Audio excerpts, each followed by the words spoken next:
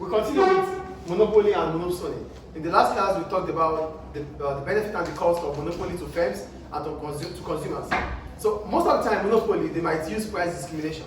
So we want to go in deep about price discrimination. So what does price discrimination mean? Price discrimination simply means you're able to charge different prices at any point in time to different group of customers. That is price discrimination. In a monopolist, or for a monopoly, they use three levels of price discrimination. We have the first degree price discrimination, the second degree price discrimination, and the third degree price discrimination. So I'm going to read further than explain. Price discrimination. Some buyers may be prepared to pay a higher price than others. So because some buyers have the ability or capability to pay a higher price than others, this allows monopoly to seize the opportunity to charge them a higher price, which is simply called price discrimination. Do you get the first point there? As a result, businesses may use the opportunity to charge them at a higher price. So they charge them a higher price because they are willing to pay. How do businesses know about this? They know about this through data. They have gathered data from their sales representatives or sales departments to know different customers at any point in time. As a result, they will be able to know which customers they can charge a higher price and which they cannot charge a higher price. In a monopoly, price discrimination is often split into three. We have the first degree, the second degree, and the third degree. For the first degree, it simply means that it occurs as a result of the firm having the ability to charge different prices to each customer. So here, you have customer A, B, C, D, E, F. You are able to charge them different prices. So customer A with a different price, customer B with a different price, customer C with a different price, and so on. So if this happens, it means the consumer surplus will be splitted or will be transferred to the producer surplus. Now let's talk about consumer surplus first. For consumer surplus, yes? But Mr. This only works to certain markets, not to every single market. Monopoly. We're talking about monopoly here. Yeah. So a monopoly is a market itself. It's a structure. So it won't happen if it's not in a monopoly. So the focus is monopoly. So that's why I wrote a monopoly can use price discrimination. And if it's using it, there are 3 stages it can use it. The first degree, which we're talking about right now.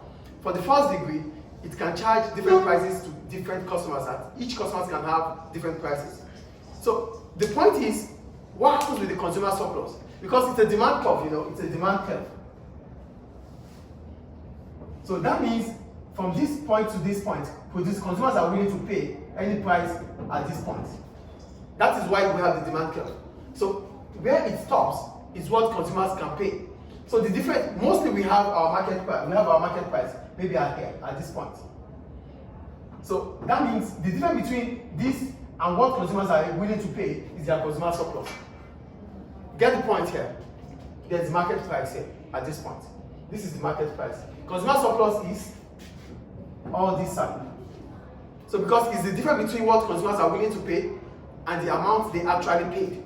That's the consumer surplus. So when as a monopoly, you're able to charge each customer with different price. It means whatever price you charge each customer is the amount each customer is willing to pay. So the different consumer surplus will be transferred to the producer surplus. And what is producer surplus? The difference between what producers are willing to sell and the amount they actually sold. So because we are charging different prices based on different customers, it means that whatever we have as excess will be transferred into our producer surplus. Can you repeat?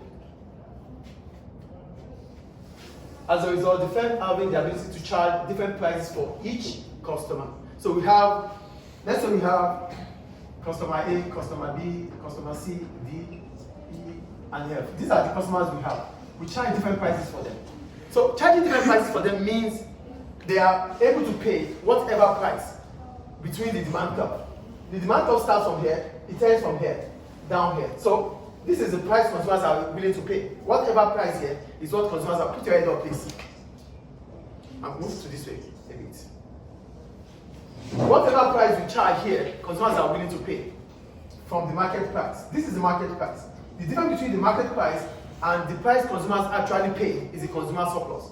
So if customer A pays a certain price, whatever is left is the consumer surplus for customer A.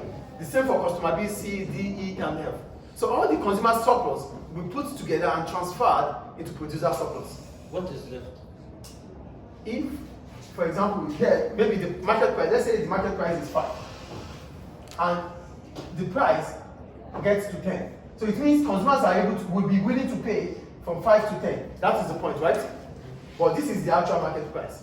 So if consumers are paying 5, the difference between 5 and 10 is 5. So the consumer surplus is 5. So if certain customer pays 6, it will be 10 minus 6. The consumer surplus is 4. Do you get the point here? So do you get it now or not? Yes, yes. So whatever you pay, in as much as it's not up to here, there's a consumer surplus. Because whatever price from the market price above here is the price consumers are willing to pay. In as much as the demand curve goes that way. So the consumer surplus is the difference in Between what you pay and what you pay and what you have the ability to pay. So that's why we say consumer surplus is the difference between the actual amount customer paid and the actual amount they paid and the amount they are willing to pay. So this is the amount they are willing to pay, but this is what they actually pay. So the difference is the consumer surplus. So because we are charging different prices for each customer, it means we're going to have different consumer surplus. So those consumer surplus will be put together to become producer surplus. And for producer surplus, the supply curve now. So we check.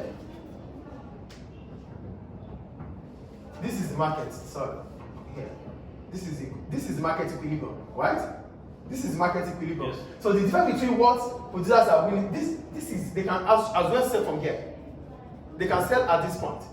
So, but the difference between the market price and the actual price they're willing to sell is the producer surplus.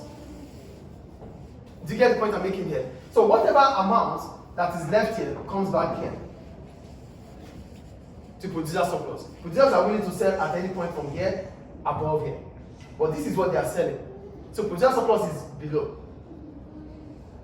why they can't go above? This is the market price. The price starts from here, right? Yes. These are the prices. These are the prices producers are willing to sell. Supply and demand, right?